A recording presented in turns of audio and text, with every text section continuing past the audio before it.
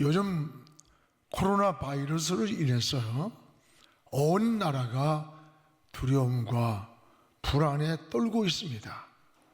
모든 일들이 막혀 있습니다. 대한민국이라는 여권 하나를 가지면 세계 어느 나라를 가도 다 패스가 되고 자부심이었습니다. 그런데 지금 130여 국에서 우리나라에 여권을 가지고 있으면 입국이 금지가 되고, 더 나아가서는 입국 조치를 강화하는 참으로 부끄럽기도 하고 어이없는 일이 지금 벌어져 있습니다. 전문가들의 말을 듣지 않는 것이 가장 큰 원인이었다고 말합니다. 여러분, 의사협회에서 입국 금지를 5번이나 건의를 했는데 받아들이질 않았습니다. 첫 확진자가 발원지였던 이 중국인들의 입국을 막아야 하는데 초등에 전혀 대응을 하지 않았습니다. 그런데 같은 조건에 있던 대만은 중국에 우리보다 더 많은 수출을 합니다.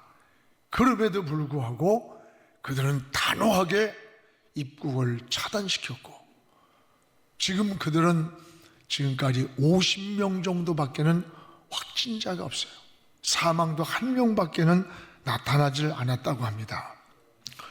국가는 국민을 보호하는 게 이게 우선순위입니다. 그래서 우리는 국가를 믿고 국가를 의지하고 따라가는 거예요.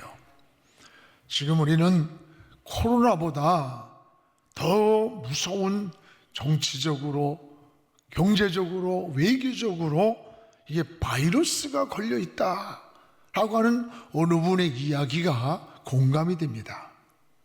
여러분, 우리 영적 생활도 마찬가지입니다. 지금이 어느 때입니까? 사순절을 보내고 있을 때입니다. 우리는 매일같이 주님 앞에 나와 보좌 앞으로 나가며 매일 기도의 모임 공동체를 가져야 하는데 기도가 막혀 있습니다. 예배의 통로가 막혀 있고, 여러분, 은혜의 통로가 막히고 예배마저도 멈추고 있는 이러한, 어떻게 보면 영적으로 바이러스가 침투되어 있다고 생각해요. 우리 자신도 모르는 사이에 우리의 신앙은 점점 잠들어가고 있습니다. 여러분, 잠들어가고 있는 거예요. 위기는 잠들 때 찾아옵니다. 반 잠든 사이에 원수 마귀가 우리의 영과 육을 공격하면서 파괴하는 거예요. 그래서 우리를 파수꾼이다 이렇게 말합니다. 파수꾼이 뭐예요? 파수꾼은 깨어 지키는 자를 말합니다. 깨어 있다는 말은 육체만이 아닙니다. 우리의 정신세계, 영적인 세계가 깨어서 지키는 자가 바로 파수꾼의 역할이에요. 오늘도 확진 판정을 받고 그 고통에 있는 힘든 환우, 그 가족들, 그리고 의료진들이 사투를 겪으면서 그들을 진료하고 있는 의료진들, 또 여러분 공무원들, 봉사자들 모두 위에 우리 하나님이 함께 하시기를 우리 함께 기도합니다. 여러분도 모두가 난국을 만난 우리 나라를 위해서 특별히 많이 기도하는 시간 되기를 축복합니다. 그리스도인은 3가지입니다. 신앙을 지키고, 가정을 지키고, 민족을 지키는 파수꾼이라는 마음을 가지고 살아야 돼요. 오늘 말씀은 씨 뿌리는 비유를 통해서 원수 마귀가 이 정체성을 가지고 우리에게 접근하는 마귀의 정체성을 우리에게 잘 보여주고 있습니다. 특별히 잠들 때, 사람들이 잠들 때 원수가 곡식 가운데 가라지를 덧뿌리고 갔다. 잠들 때입니다. 이 틈새에. 가라지는 뭐냐? 가라지는 독볼이라고 하는데 이 팔레스틴 지역에서 많이 서식을 합니다. 이 독이 들어서 가라지를 먹으면 설사를 하고 복통이 일어나고 심지어 생명을 잃기도 하는 아주 무서운 독이 들은 볼입니다. 근데 종들이 와서 주인에게 보고하는데, 아니 곡식 가운데 가라지가 뿌려졌습니다. 그러니까 주인이 하는 말이, 원수가 와서 그렇게 하였구나. 이미 알고 있었습니다. 그럼 우리가 가라지를 가서 뽑아버릴까? 그러니까 아니다, 그냥 놔둬라. 가라지를 뽑다가 홀이라도 곡식을 다칠까봐 염려가 된다 하시면서 추수 때가 되면 먼저 가라지를 걷어서 불에 태우겠다고 하셨어요.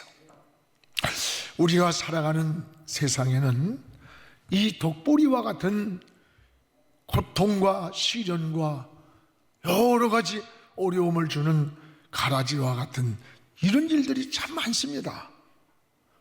여러분, 주님은 우리를 괴롭히고 또 고통을 주는 이 가라지를 뽑아버리고 싶은 거예요. 그러나 그 가라지를 뽑다가 혹시라도 곡식을 뽑을까가 추수 때까지 기다린다는 거예요. 이 곡식은 뭡니까? 저와 여러분이에요. 얼마나 주님이 우리를 사랑하시는지, 그 고통을, 아픔을 알면서도 우리가 혹시라도 다칠까봐 가라지를 추수 때까지 기다린다는 거예요. 그러면 여러분, 우리가 해야 할 역할은 뭘까요? 독이 들어있는 이 가라지를 원수 마귀가 뿌리지 못하게 깨어 있어야 되는 거예요. 이게 우리의 파수꾼의 역할인 줄로 믿습니다. 우리의 심령에도 이 악성 바이러스와 같은 가라지를 뿌리지 못하게 막아야 되는 겁니다. 전 어렸을 때 시골에서 살면서 이 농사 지을 때 그 모습을 많이 봤어요. 표가 자랄 때 그 사이에 잡초가 같이 자라요. 그럼 농부들이 논에 들어가서 늘 그 잡초를 뽑아주는 거예요. 원치 않는데 자라는 잡초, 이게 바로 가라지입니다. 가라지. 예수님은 이런 사실을 너무나 잘 아시고 우리의 신앙을 이 가라지 비유로 오늘 말씀하고 계시는 겁니다. 그런데 가라지가 우연히 생긴 것이 아니라는 것이고, 두 번째는 그 가라지를 뿌리고 간 자가 있다는 것이고, 세 번째는 언제 그 가라지를 뿌렸느냐는 거예요. 오늘 25절에 무엇보다 잠이 든 틈을 타서 이 가라지를 원수가 뿌렸다는 거예요. 여러분, 25절 우리 같이 한번 읽어보겠습니다. 사람들이 잘 때에 그 원수가 와서 곡식 가운데 가라지를 덧뿌리고 갔더니, 사람들이 잘 때에, 사람들이 잠들었을 때에 원수가 와서 곡식 가운데 가라지를 덧뿌렸다는 거예요. 잠들 때 위기가 찾아온 겁니다. 오늘 여러분, 이것이 우리가 영적인 깨달음을 얻어야 돼요. 사람들이 잠든 틈을 타서 원수가 곡식 가운데 가라지를 덧뿌리고 왔다는 거예요. 우리는 어떻게 살아야 되는 겁니까? 이 잠든 사이가 위험한 거예요. 깨어 있어야 합니다. 여러분, 가라지를 뿌린 시간도 언제입니까? 잠든 시간, 그때의 틈을 타서 가라지를 뿌린 거예요. 원수가. 이 쥐는 100원짜리 동전만한 구멍만 있어도 이 쥐가 그 틈으로 들어온대요. 틈을 주지 말아야 되는 겁니다. 육신은 잠을 잘지언정 우린 영적인 잠은 깨어 있어야 돼요. 우리의 신앙생활도 똑같습니다. 육체도 정신도 영혼도 깨어 있어야 돼요. 그래서 이런 말이 있습니다. 육체가 잠이 들면 물질을 도둑맞는다. 사상이 잠이 들면 영토를 빼앗기고, 신앙이 잠이 들면 영혼을 도둑 맞는다는 말이 있어요. 맞습니다. 위기는 잠들 때 찾아오는 거예요. 잠든 사이에 원수 마귀가 우리의 영육을 공격하면서 파괴하는 겁니다. 이 틈을 주지 말아야 돼요. 여러분은 지금 자신을 한번 돌아보십시오. 자신을 지키고 가정을 지키고 교회를 지키고 나라를 지키는 파수꾼들이라면 우리 여러분이 파수꾼으로서 영적인 잠이 깨어 있습니까? 신앙의 잠이 깨어 있습니까? 의식의 잠이 깨어 있습니까? 우리 모두가 영적 파수꾼이라는 사실을 기억하시기를 축원합니다. 사실 잠은요 굉장히 좋은 겁니다. 피곤할 때 이 잠은 쉼이에요. 잠은 건강이에요. 불면증에 걸린 성도들 많아요.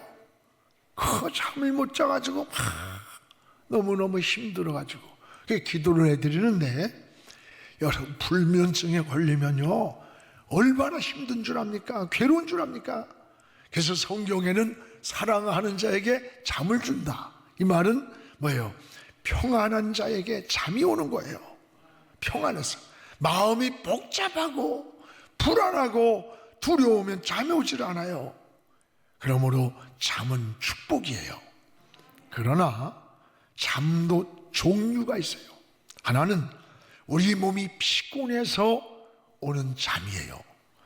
이것은 건강하고 자연스러운 겁니다. 예수님도 사역하다가 피곤할 때 배에서 주무셨어요. 또 하나는 그런데 영적으로 혼미해서 오는 잠이 있어요. 이게 문제입니다. 성경을 읽으려고 하면, 기도하려고 하면, 말씀을 들으려고 하면 정신이 몽롱해지는 거예요. 혼미한 거예요. 이건 우연이 아닙니다. 에베소서의 복음의 광채가, 우리에게 생명의 광채가 비춰오지 못하게 악의 영들이 혼미하게 막고 있다는 거예요. 이런 사람들이 있다면 여러분, 하나님 앞에 한 3일 동안 이 사순절에 금식기도 하세요. 하나님 앞에 작정기도도 하나님 앞에 드리셔서 영적 혼미함의 어둠의 영을 몰아내고 여러분의 영이 맑아지기를 주의 이름으로 축원합니다. 우리 신앙을 자꾸 인간적으로 환경적으로 이렇게만 보면 안 돼요. 봐야 되지만 그것보다도 우선순위는 하나님을 바라봐야 돼요. 여러분, 바람을 보면 빠지지만 바람을 잠잠케 하시는 주님을 바라보는 게 신앙이에요. 사방이 막혔지만 열린 저 하늘을 바라보는 게 믿음입니다. 장정도 소년도 넘어지고 자빠진다 할지라도 여호와를 앙망하는 자는 새 힘을 얻으리니 독수리같이 날개를 차고 비상한 나는 거예요. 새 힘을 얻는 거, 새 힘을. 우리는 못하지만 하나님은 하십니다. 우리는 약하지만 하나님은 강하십니다. 우리는 못 고치지만 하나님 고치십니다. 나라도 고쳐주시고 사회도 고쳐주시고 이 코로나도 하나님께서 멈추게 해주시기를 기도해야 되는 겁니다. 할렐루야. 사랑하는 여러분, 우리에게 가장 큰 문제가 뭔지 압니까? 자지 말아야 할 때 영적인 잠, 정신적인 잠, 사상의 잠이 드는 게 큰 불행을 가져오는 거예요. 위기는 잠들 때 찾아오는 겁니다. 1941년 12월 7일을 미국인들은 가장 자존심을 잃은 그런 날로 기억을 합니다. 그날 일본군들은 353대의 비행기를 가지고 진주만을 공격한 날이에요. 그날을 전날에 장교들, 사병들은 온통 토요일 날 술을 퍼마시면서 댄스팟을 열었어요. 그리고 잠이 들었어요. 주일이 왔습니다. 주일날 온 군인들이 정신이 해이해졌어요. 마음의 무장이 풀렸어요. 그날 진주만 공격이 됐던 거예요. 바로 그 틈을 타고 1시간 전에 막 새떼처럼 날려오는 게 레이더망에 잡혔어요. 그래서 두 병사는 지금 이걸 장교에게 보고를 했는데 이 장교가 어제 술이 만취가 돼가지고 제정신이 아닌 거야. 이 보고서를 받고도 그냥 무시해버리고 잠이 들은 거예요. 다시 1시간 후에 역사에 돌이킬 수 없는 비극이 다가온 겁니다. 일본군 353대의 비행기가 진주만을 그대로 공격한 거예요. 그때 여러분, 한순간에 미군 3,000명이 죽었고, 미군 여러분 항공기 떠보지도 못하고 177대가 그대로 죽은 거예요. 오늘 사랑하는 여러분, 잠든 시간에, 나태한 시간에 원수가 언제 들어왔느냐? 잠들었을 때. 오늘 사랑하는 여러분, 우리의 신앙이 깨어있기를 축복합니다. 우린 파수꾼입니다. 자신을 위해서, 가정을 위해서, 교회를 위해서, 우리 민족을 위해서 기도해야 할 영적인 파수꾼임을 망가지지 않기를 주의 이름으로 축원합니다. 깨어있다는 말은 육체만이 아니에요. 더 중요한 정신과 영적인 세계를 지키는 파수꾼의 역할을 말하는 거예요. 얼룩 가라지 같은 이 영적 바이러스가 우리에게 침투하지 못하도록 깨어있기를 주의 이름으로 축복을 합니다. 운전하면서 이 존다거나 여러분 보초가 잠이 든다는 것은 곧 죽음을 말하는 거예요. 제자들이 깨어 기도하라고 하는 그 시간에 피곤하다는 핑계로 잠들었다가 주님 버리고 돌아가 얼마나 후회합니까? 사울이 전쟁 중에 피곤하다는 핑계로 잠들었다가 옆에 물병을 빼앗기는 다윗에게 생명을 뺏긴 거야. 이건 유도가 창가에 걸터 있다가 떨어져서 근심이 되었던 일처럼, 여러분 육신은 잠을 잘지라도 우리의 영적인 잠은 아무리 코로나아니라 더 세상 것이 올지라도 우리의 영적인 잠은 깨어있기를 주의 이름으로 축원합니다. 원수 마귀가 잠든 그 틈새로 들어와서 가라지를 뿌리고 간다는 거예요. 그 틈이 내 심령일 수도 있고, 우리 가족일 수도 있고, 우리 교회일 수도 있고, 한국교회일 수도 있고, 우리 민족일 수도 있는 거예요. 오늘 사랑하는 여러분, 우리의 신앙을 다시 한번 돌아보면서, 코로나 바이러스보다 온 세상이 불안하지만 이보다 더 불안한 것은 영적인 바이러스가 걸려서 지금 한국교회가 침몰하고 영적인 홀이라도 잠이 들지 않아야 합니다. 깨어 있어야 될 때입니다. 지금 여러분 영상으로 무슨 온라인 예배로 변하는 시간, 한국교회는 끝납니다. 만약에 이것이 예배라고 정착이 된다면 누가 교회 나와요? 누가 낚시터에 가서 골프 치다가 등산 가서 그 시간에 1시간 핸드폰 틀어놓고 예배드리고 헌금 우송해 주면 다 끝날 텐데, 무서운 환란입니다. 무서운 침체기가 지금 우리에게 영적으로 어둠의 영이 깔려온다는 것을 깨달아야 되는 거예요. 우리가 몇 주간의 문제가 아니에요. 물질간의 문제가 서서히 무너지는 거예요. 야성도 잃었어요. 하나님 앞에 다시 한번 돌아보면서 주님의 앞에 십자가를 보고 세상 풍조와 나날이 가려도 나는 내 믿음을 지키며 살겠습니다, 이런 신앙을 가지고 우리가 도저히 감당할 수 없는 환경이 올 때 우리 주님 다시 오실 것입니다. 그날까지 영원하게 믿음으로 달려갑시다. 신앙으로 달려갑시다. 무슨 얘기입니까? 앞으로 이런 일이 있으면 갈수록 더할 거 아닙니까? 여러분, 일제에서 36년 동안요 신사참배로 고문을 시키고 교도소 집어넣고 교단은 폐쇄시켜도 예배를 폐쇄시키지 않았어요. 여러분, 6.25 때 전쟁의 폭탄이 떨어져도 그 속에서 예배를 드렸다는 거야. 이게 신앙인의 삶인 거예요. 이게 야성이에요. 이게 생명이에요. 우리가 그동안의 믿음 큰 소리 쳤지만 문제 앞에 놓인 우리 한국교회가, 우리의 모습이 어떤 믿음을 지키고 있어요? 믿음의 역사를 얼마나 바라보고 믿음으로 달려가고 믿음으로 행동하고 있는 겁니까? 오늘 부끄러운 겁니다. 부끄러운 줄 알아야 돼요. 회개해야 돼요. 저부터 우리 모두가 비옷을 입고 제사장들아 울어라 울어라, 소재와 전제가 끊어졌도다.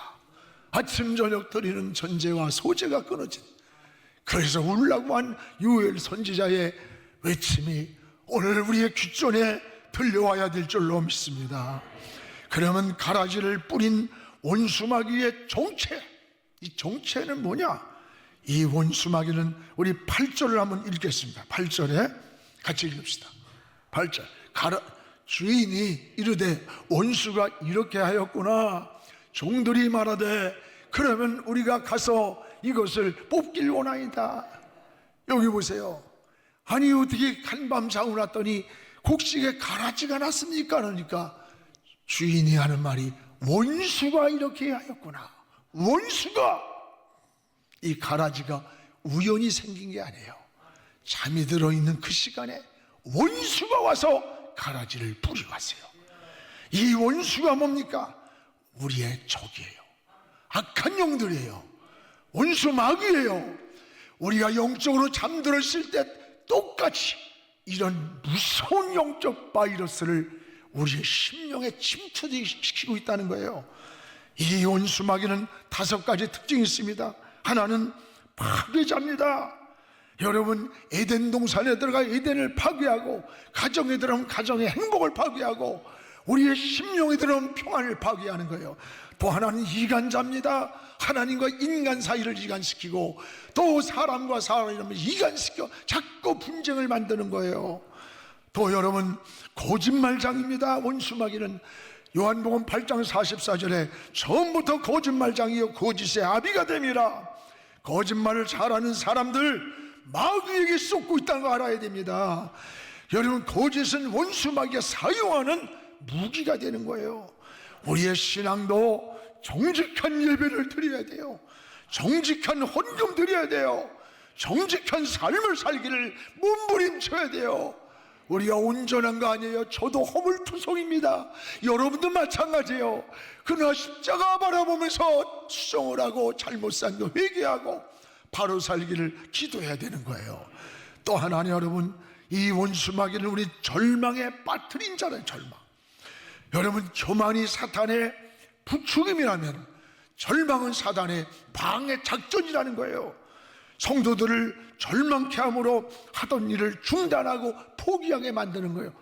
놀랍고 의외로 많은 사람들이 절망해서 잘 넘어진다는 거예요. 교만해서 안 넘어진 사람도 절망해서 쉽게 넘어지고 인생을 포기하는 거예요. 절망하지 마세요. 하나님을 바라봅시다. 우리는 희망이 있습니다.